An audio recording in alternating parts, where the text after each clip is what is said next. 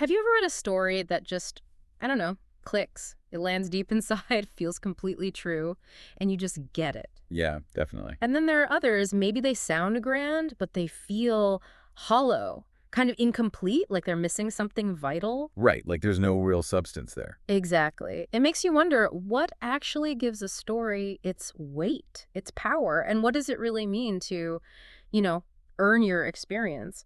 Today, we're taking a deep dive into a book that really wrestles with those questions and offers some, I think, truly timeless answers. Paulo Coelho's The Alchemist. Mhm. And this isn't just going to be a plot summary. We want to unpack its soul, really get into its core principles and the practical wisdom it might hold for your own journey. It's a great choice for that. What's so fascinating about The Alchemist is how it illustrates this universal truth that the real heart of a story, and honestly of life, is in the transformation. It's not just about getting to the end point. The journey, not the destination. Precisely. And it really explores this idea of a cosmic balance, this profound concept that anything truly valuable, anything given, has to be earned in some way.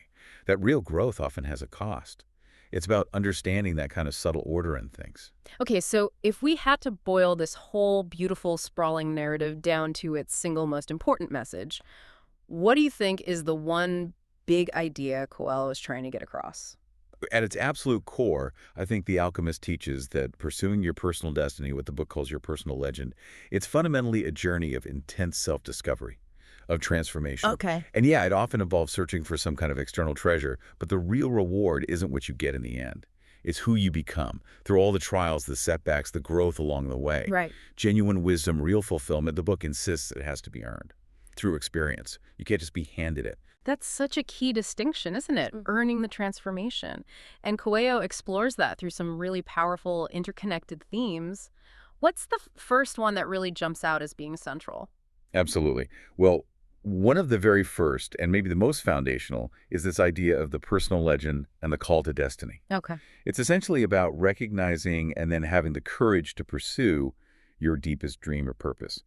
And it often starts with this profound inner calling that once you hear it, you just can't ignore it. And the story sets us up so well right from the start. You've got this young shepherd boy, Santiago, and he seems pretty content, tending his sheep, his routine life in Spain. Comfortable. Very comfortable. But then he starts having this recurring prophetic dream, a dream about treasure buried way over at the Egyptian pyramids. Right. And it's not just a wish or a fantasy. The book presents it as his personal legend trying to surface, trying to pull him towards something much bigger than his day-to-day. Exactly. Yeah. And despite how comfortable he is, he finds he just can't shake that dream. And the book makes a crucial point right there. It says, there's only one thing that makes a dream impossible to achieve: the fear of failure. Ah, yes. That fear, more than anything external, that's shown as the main internal block, the thing that stops you from even starting the journey. That fear of stepping out. Gosh, we all know that feeling.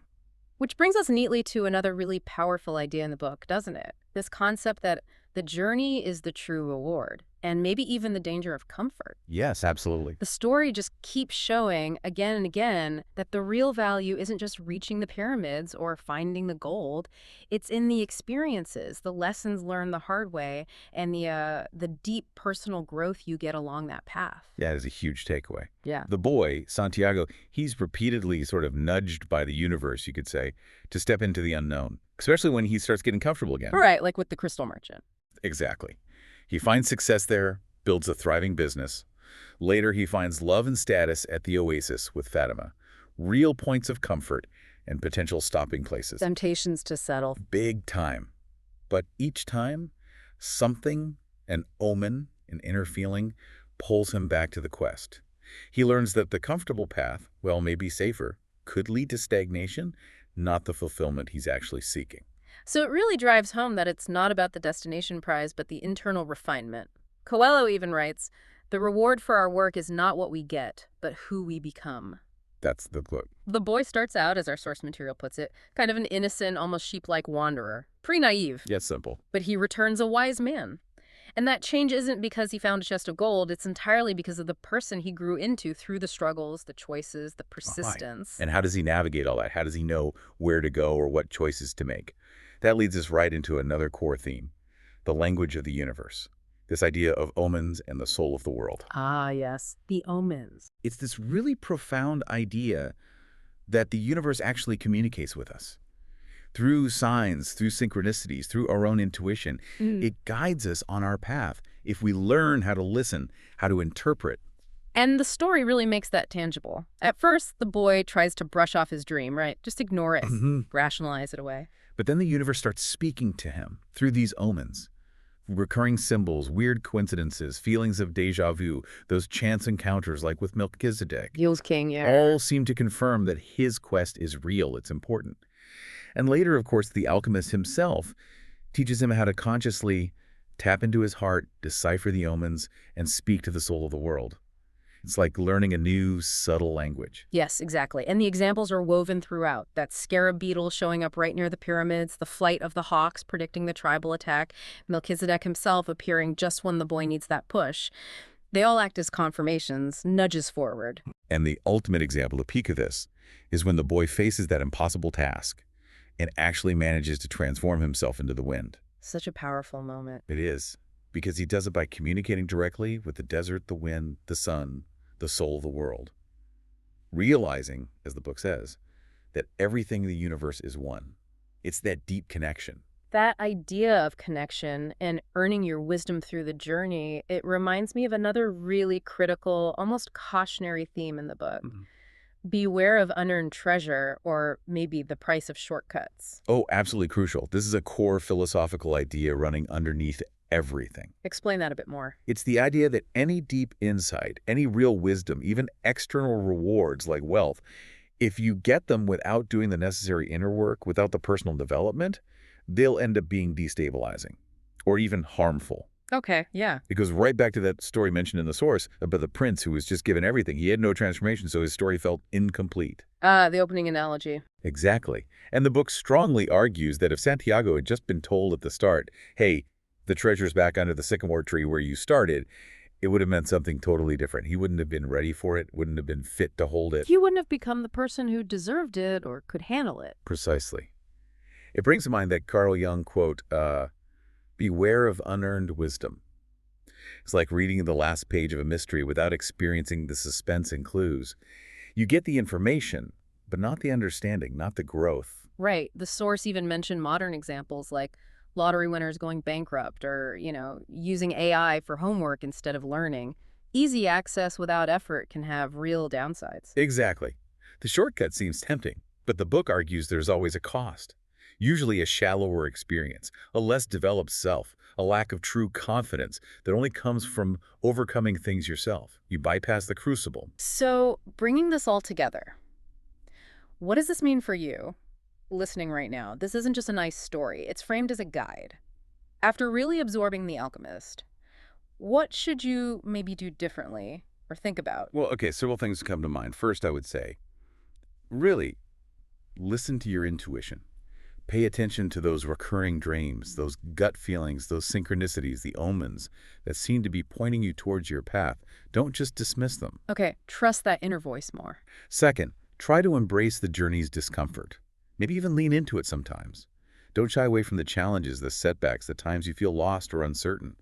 Those are the places where the real growth happens, where wisdom is forged. Like the book says, every search ends with the victors being severely tested. So don't run from the hard parts. Right. Third, maybe be cautious about shortcuts or free gains. Recognize that deep insights and lasting rewards usually require something from you: effort, sacrifice, patience.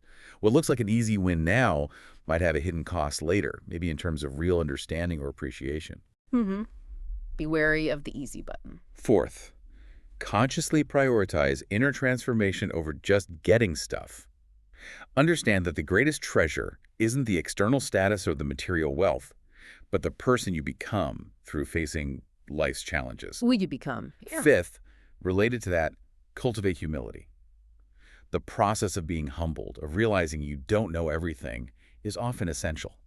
It helps shed the parts of yourself that are holding you back, allowing your truer self to emerge.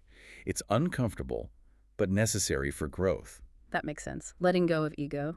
And finally, maybe the biggest one, confront your fears, especially that fear of failure we talked about. So often, that's the only real barrier between you and pursuing that dream, that personal legend. recognize it, name it, and choose to move forward anyway. Those are incredibly practical, really powerful takeaways, and I think what makes them hit so hard is how Coelho weaves them into the story using these incredibly potent symbols and metaphors. It's not just abstract advice, it's shown. Absolutely. The symbolism is so rich. Shall we unpack some of the key ones? Yeah. Let's do it. Let's Yeah. start with the treasure itself. Okay. So, on the surface, yeah, it represents material wealth, gold, the boy's goal. But on a deeper level, it really symbolizes his personal legend. It's less about the gold itself and more about self-realization, finding and fulfilling his unique destiny. And the power's in the twist, right? Totally. The irony of its location back home, under the tree where he started, powerfully underscores that the journey to find it was the actual treasure. The process of becoming worthy was the point. It shifts our focus beautifully from the external prize to the internal change. Okay, what about the journey itself, especially the desert? The journey as a whole represents that necessary pack of trials, purification, self-discovery, and the desert specifically is this harsh, unforgiving, but ultimately transformative environment. The crucible. Exactly. It's powerful because it strips away all the comforts, all the illusions. Yeah. It forces Santiago to rely on his inner strength, to learn that language of the universe, to face his deepest fears. It literally molds him into the person capable of achieving his legend. It's where the metaphorical lead turns into gold. And the tools he uses in the desert, omens and the language of the universe. Right. Those represent that universal guidance, our intuition, and the fundamental interconnectedness of everything. It's the idea that the universe is constantly communicating if we tune in, Why is that so powerful as a symbol? because it empowers you. It suggests destiny isn't just some fixed thing that happens to you. It's something actively communicated, something you co-create with the universe by paying attention to those subtle signs, by listening to your heart. It requires active participation, a kind of active faith. And the title itself, alchemy. The central metaphor, really. Literally, yes, it's turning lead into gold. But metaphorically, it's about spiritual purification. Transforming the base self, the fearful, limited, comfort-seeking self, into a noble, more refined, courageous, and connected self. So the whole journey is an alchemical process for the boy's soul. Precisely. Just like an alchemist uses fire and pressure to refine metals, life uses challenges and experiences to refine the soul. You become wiser, humbler, more capable through that process. And one last pair, the crystal shop and the oasis. Ah, yes. Those represent those tempting stopping points. Places of temporary comfort, success, even love. They offer security, stability, but ultimately they're stagnant alternatives to the true path, to the personal legend. Why are they powerful symbols? They really highlight the immense courage it takes to leave safety and familiarity behind, to choose the unknown pursuit of destiny over a comfortable, predictable life. They show that real growth often demands stepping out of the comfortable, even when the comfortable is actually pretty nice. Which brings us to the boy's transformation itself. This is where narrative stories like The Alchemist get so compelling, right?